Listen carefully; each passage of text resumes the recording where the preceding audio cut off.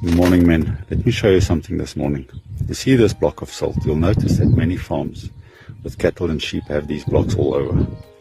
The reason is the animals see it or smell it or something, and what happens, they come up to the salt and they lick it, and they get a lot of nutrition out of it that they otherwise wouldn't get.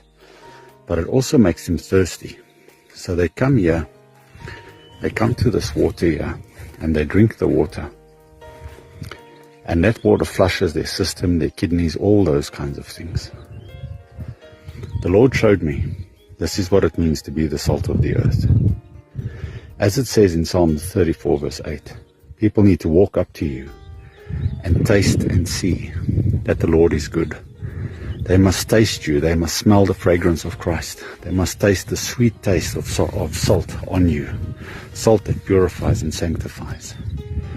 Then, once they've tasted, they will get thirsty, not just for any water, but for living water that will flush them, make them clean.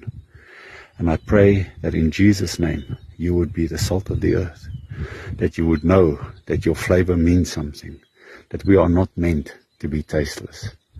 May you have a blessed day, my brothers. In Jesus' name, amen.